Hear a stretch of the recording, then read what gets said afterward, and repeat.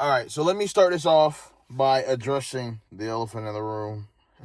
No, I'm not talking about me. Boom. Roasted. No, but for real though, yeah, I'm in my car, bro. Get off me. Let me live. All right, so I was in the middle of editing my video, and I realized that there were some key points that I left out when I was recording yesterday because it was mad hot. I ain't gonna lie. So I'm gonna interject like a couple more points. So when you see this background, that's what's going on. You feel me? Oh, and spoiler warning. Not gonna be chock full of spoilers, but there's gonna be spoilers. So just be warned. Let me start this by saying, I know you see in the thumbnail, no, the movie is not woke. At least not completely. It has its moments, I'll get to it. But starting with the positives, it's well shot. I can definitely say that. It's definitely well shot. I think the camera work was phenomenal. The CGI was solid. But I think where the film really shines is the color grading. I think that it really made the color pop and it brought the world to life. And I'll say this, I don't mind a jokey Superman, like a campy, jokey Superman, but I feel like this was too jokey. Like, he was cracking jokes very often, and if it wasn't him, it was somebody around him, and just the entire tone of the film was just super unserious. Like, I would honestly say most of the jokes, not an overwhelming majority, but most of the jokes didn't hit. Like, if I had to give it a ratio, it would be like 55-45, 60-40 max. Like, it wasn't like overwhelmingly like, damn, these jokes suck, but it kind of undercut a lot of the major beats of the film. Like, something serious might be going on and then boom, a joke. And it's like, I guess depending on where your head's at while you're watching it, it might be funny. It wasn't funny to me, but I can kind of put myself in other people's shoes. Maybe, like, depending on where your head's at when you're watching it, it might be funny, but it's just, like, it's super unnecessary a lot of the time. And, like, oh, perfect example. So it's not really a spoiler. There is a scene where Lois and Mr. Terrific, which is something I'm going to address later on in my video, are going to go find Superman. And there's a joke, right? There's a little gag. And me personally, I'll explain why it didn't hit for me and it might have hit for somebody else. I'm waiting for some action. Let's get to the business. Like, what's going on? What's the deal? So, getting to the point, it was a scene where they're going to the tea craft and he's opening his garage door and the garage door is hella fucking slow. Like, it's comedically slow. And Lois makes a little quip and she's like, you can afford to build the spaceship, but you can't afford a faster garage door. Or some shit like that.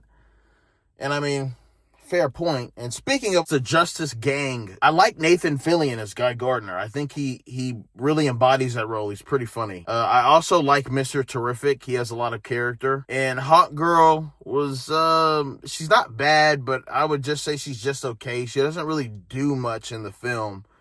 I will say I like her little hawk scream. She does this little hawk scream when she attacks. My opinion, I think that shit's kind of cool. But the unexpected champ of the movie, I would say my favorite character in this movie was Lois Lane. Like, holy fuck, when I tell you, Lois Lane had some of the funniest fucking lines in the movie. She was hilarious. Another thing that I'll say is that Nicholas Hoult as Lex Luthor definitely works. I like that casting and I like him as an actor, and he brought a depth to the role that I think the perfect word that I would use to describe his Lex Luthor is intense. He's very intense, but that's not a bad thing. Like, I can't even lie to you, there was a scene in the movie where Lex was doing some nefarious shit. Let's just put it like that. I'm not trying to spoil it too crazy. I'm much more spoiling things that don't really matter. Like, yeah, I mean, it doesn't matter, I guess, but, like, I'll let you have that. There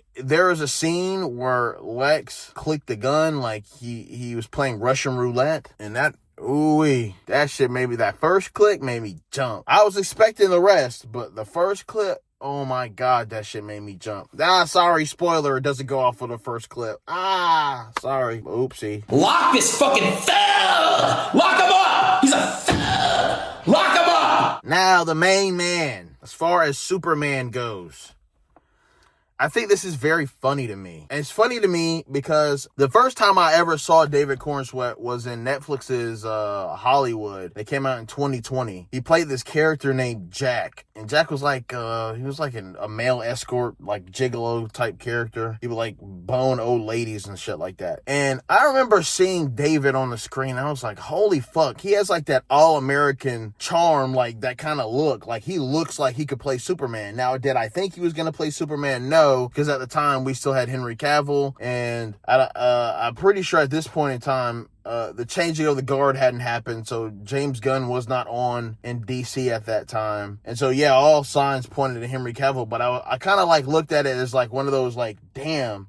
what if castings, like damn, he might not play Superman, but like I could definitely see him, like he would have missed out. Because I could definitely see him playing a role. Lo and behold, a few years after that, James Gunn cast him as Superman, and I said, fuck.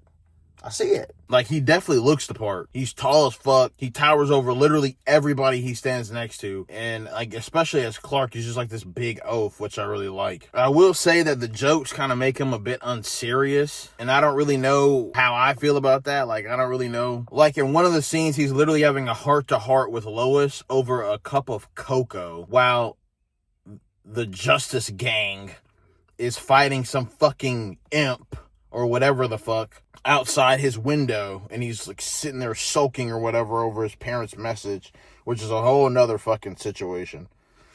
And he just kind of acts like a moody teenage bitch. Nah, I'm just playing. Nah, really though. And that's like the shot that you seen from like the first images of Superman that were released, where he's like sitting on the couch and there's like a little like energy blast or whatever the fuck in the background. Insert the picture here. And what you don't know about this scene, or maybe you do because you've probably seen it by now, is that this is the first time that Clark tells Lois that he loves her, and she doesn't say it back. And now that's something that they build over the course of the movie, where he gets captured and then she goes to the Justice Gang to try to help find him. And then eventually Mr. Terrific helps her, which is where the whole garage door scene comes in. Then when she finally sees him and she knows that he's okay, they go off to have an interview in a nearby building. And see, this is what I mean. Like, this is like where the humor in the movie shines, because there was a scene right after that where they have the whole interaction, and right when they go into that nearby building for an interview, they really just start making out, and then that's the scene that you see in the trailer. And it cuts back to the scene that they just left when they walked off to have the interview. And Perry White, Jimmy Olsen, and I think there was a third person there, maybe Metamorpho. I can't remember who it was. They were just standing there, and Perry turns to Jimmy and he says, so how long they been hooking up? And Jimmy's like, oh, about 3 months. And the running gag is that it's supposed to be a secret, right? Like, oh, no one knows who her boyfriend is. That's also something that Jimmy alludes to earlier in the movie, where he says, how's that secret boyfriend of yours working out? Or something like that. Something to that effect. So obviously, it's not that much of a secret. She's just trying to keep it on the DL and some shit. And I would say that scene was pretty funny. Like, that shit actually made me laugh. There was another scene, damn, I can't remember it off the top of my head, that was really funny, and I just can't remember what it was. That being said, I think David Cornsweet has potential overall to be a really good Superman. Obviously, I saw it from day one. But I think that they need to tighten up the script and make him a little more serious. Not to say he can't have like a charming, humorous edge to him, but like, he's like, let's move away from the whole like goofy goober shit he got going on in this movie, because it doesn't work for me, personally, in my opinion. And that's what brings me to the dreaded negatives. Now, let's go ahead and get this out the way. I don't want to get too deep into it, but I mean, this kind of likens back to my previous video that I dropped about James Gunn politicizing this movie. Now, full disclosure, I watched this movie with my parents, two diehard liberals. There are multiple times where my parents, I never said anything political or anything of the sort. Oh my God, that reminds me of Trump. Oh my God, Trump. Oh my God, Trump. And it's like, and then when you add on to the fact that 4 days before the movie was supposed to come out, James Gunn says that it's political and that it would read differently in different states depending on which political leaning the state has. He literally says that in his Time magazine article. And I can already hear all these fucking bots in the comments. They're just, Superman's always been political. Always been blah, blah, blah, blah, blah. So what's the point of fucking saying it then? If Superman's always been political, why do you need to say that it's political? It speaks for itself, no? Come on, bro. Tighten up. Okay, so one of the things that kind of felt political, at least to me, was the whole imprisonment scenario with Metamorpho and Joey. It just felt like an allegory to the whole kids in cages, separation of families angle that a lot of the mainstream media reaches for. And I'm not saying that's what James Gunn was going for, but that's definitely what that reminded me of. And it definitely flashed in my mind. Now, when you combine that with the fact that James Gunn said that this was going to be a political movie, you can't help but see how that's going to shape someone's perception and how they see the movie. Even me, I was super hyped for Superman literally up until this week when he said that goofy ass shit. And I was like, bro, what are you doing? Like, why would you say that shit? Even if that's not where you meant, you weren't saying, oh, it's, even though that's definitely what he means, because there's a scene with his brother, which is fucking weird, first of all. Full stop.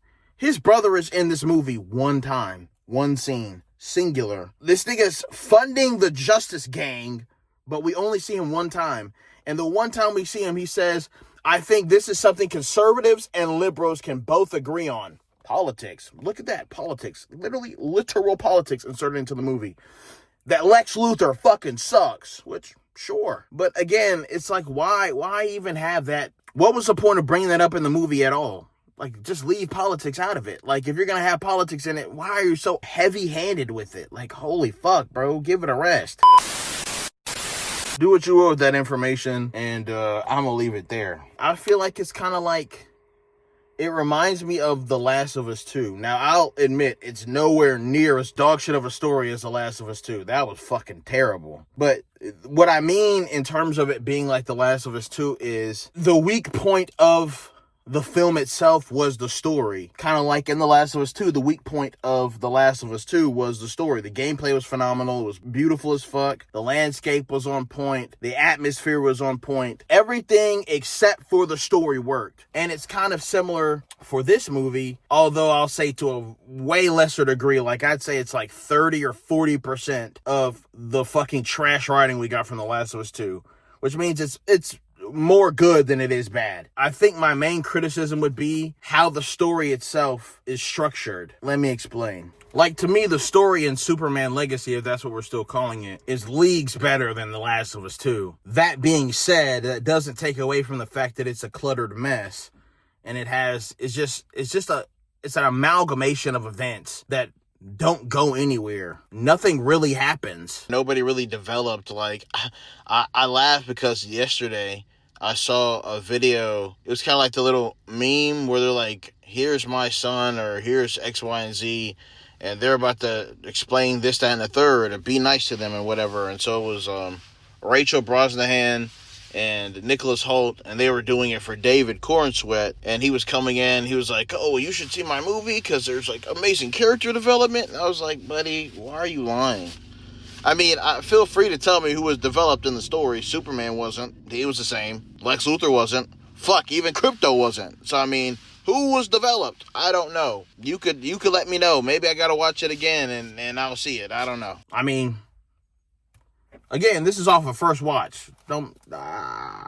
Like, it was a lot in such a small span of time. Like, the movie was, barely 2 hours? And again, maybe it's just off of first watch, but off of first watch, it's a cluttered mess. If I could say that there's 3 plots, the A plot would be Superman and Lex's rivalry. The B plot would be Superman and Lois and what they have going on and their emotional turmoil. And then the C plot would be the whole foreign nation war situation, which was definitely not supposed to be reminiscent of Ukraine and Russia, Israel, Palestine. Definitely not. The war is like basically a background situation. And yeah, I'm aware with how I've laid it out that the C plot does technically feed back into the A plot and drive the A plot, or is driven by the A plot rather. Like I said before, it's just a whole bunch of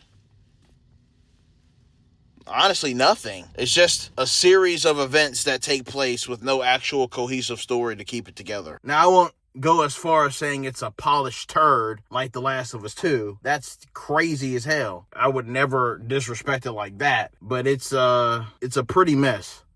I'll leave it at that. And that's really the problem that I have, right, is that a lot of things happen, but nothing really goes anywhere. Like if you've watched the trailers, there's that kaiju fight. You know, the big monster in the middle of the city. And he communicates to them that he's trying to find a way to safely remove the kaiju from the city without killing it and this, that, and the third. To which Mr. Terrific scoffs at him. Like, look at this fucking dork. And threw some T-spheres down that kaiju's gullet. And Superman uses X-ray vision to see what was happening and saw the kaiju's stomach get blown up.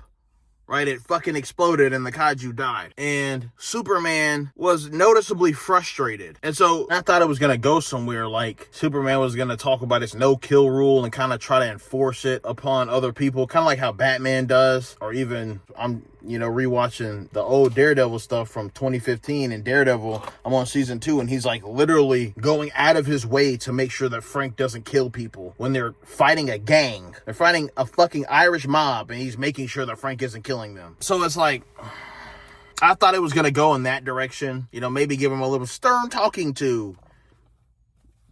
I think he said something. He might have said something in like a scolding fashion in passing. But like Mr. Terrific said the equivalent of get the fuck over it, grow the fuck up. Which I guess that's life for sure. Hawk Girl kills somebody in the movie. Superman, I don't even know if he knows. Maybe he doesn't know. But if he does know, he doesn't give a fuck. I don't think he knew though. But my point is, they just be dropping bodies. Them niggas some thugs for real. Put him in fucking prison! Solitary confinement! I feel like the whole joke of Krypto being a bad dog was kind of overplayed. In the sense that I like it in the beginning. Like, I think it could have been a cool character arc for him, where he's a bit immature as a dog, and he has to develop over time, and eventually be a better dog at the end of it. But he's the same chaotic, I guess you could say bad dog. I mean, Superman literally calls him a bad dog himself. Sue that nigga, not me. But it's just like, it's super annoying because he never fucking listens. Like, he just does whatever the fuck he wants to do, which he's a dog, sure. But I mean, like, come on, like, let's like take this somewhere. Like, he's just a narrative plot device. And then we see Supergirl come in towards the end of the film. And that's when we find out that Krypto is Supergirl's dog, which, obviously, canonically, he's Superman's dog. But now he's Supergirl's dog. And I'm sure this is James Gunn's way of shoehorning Krypto into another fucking film. Because Supergirl, Woman of Tomorrow, which is a very ironic name. Supergirl, Woman of Tomorrow. But I guarantee you, almost absolutely positively, Krypto's going to be in that fucking movie. Will he be better? Only time will tell. I couldn't tell you. Now, as far as the Ultraman reveal goes, I feel like it was pretty underwhelming. If you've paid attention, like, even at all, it's fairly evident towards the beginning of the movie, like, towards, like, literally the first, like, 15 minutes of the movie. It's pretty evident who he is. But I will say that if you guess, you're probably right.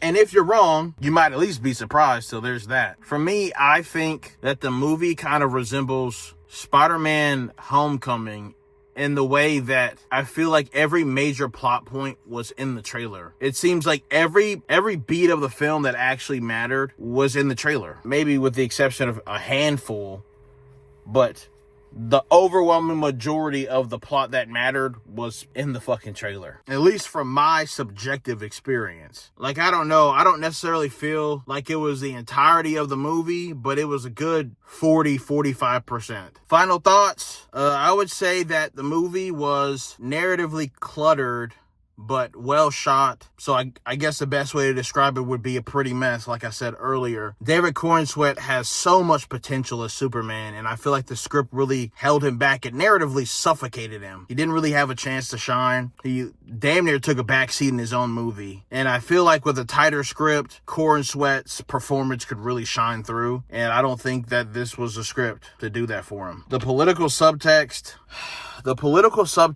is a bit heavy-handed, although it's not pervasing the film so much that it's that much of a narrative distraction. What narrative, you may ask? Boom.